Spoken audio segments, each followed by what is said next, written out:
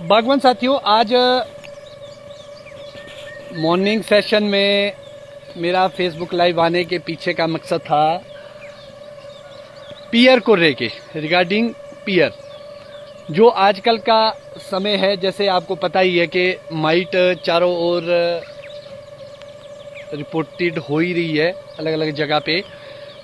तो बागवान साथियों, नाशपाती में नाशपाती में जो कीड़ा सबसे ज़्यादा डैमेज करता है या जिसको हम रस्ट माइट बोलते हैं, जो नाशपाती को ब्राउनिश कलर की बनाता है, जिसमें सबसे ज़्यादा ख़राब होती है हमारी नाशपाती। अब आपको उसमें एक एक्रेसाइड करने की ज़रूरत है अपने नाशपाती के बगीचे में। तो जो मैं अप्लाई कर रहा हूँ टाटा कंपनी का सेटना। ये एक एक्रेसाइड है। आपके पास और भी ऑप्शन हो सकते हैं, मगर मैं काफ़ी सालों से इसको अप्लाई कर रहा हूँ। एक एप्लीकेशन में एक्रेसाइड की इसकी डालता हूँ स्टार्टिंग में,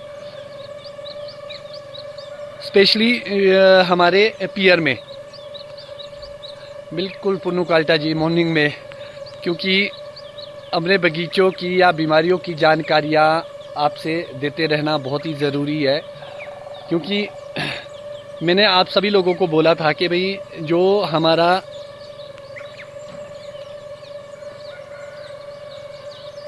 IPS AGG HMO, अगर आप हायर एल्टीट्यूड पे है, लगभग 8,000 7,500 या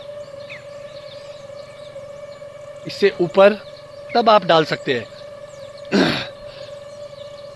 तो आपको सबसे ज़्यादा ध्यान रखना है एक्रेसाइड का, क्योंकि मैंने जब चेक करा अपने स्कोप के नीचे तो कहीं कहीं मुझे रस्ट माइट के सिम्टम दिखे। सेब में इतना डैमेज नहीं करती, ये गोल्डन को ज़्यादा करती है। अगर आपको गोल्डन में रस्टिंग की समस्या आ रही है तो डेफिनेटली उसमें बहुत बड़ा रीज़न रस्ट माइट का हो सकता है। तो इसलिए आप नाशपाती के साथ साथ उसमें भी आप स्प्रे कर सकते हैं।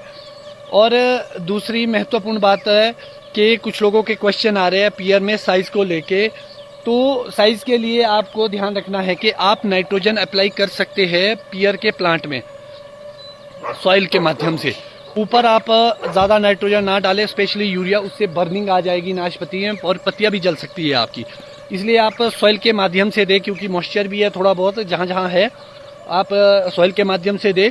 और अगर आप सेब में साइज़ की बात करें तो मैंने आपको पहले भी बताया था कि अगर आप फ्रूट थिनिंग नहीं करेंगे तो आपका साइज़ नहीं आएगा, आपका सेल डिवीज़न अच्छे से नहीं होगा तो आपका साइज़ नहीं आएगा।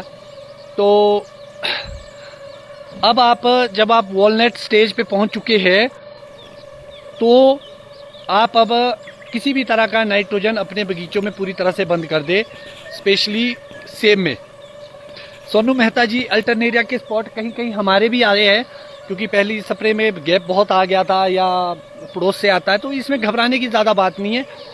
आपका जो स्प्रे शेड्यूल है वो बढ़िया होना चाहिए।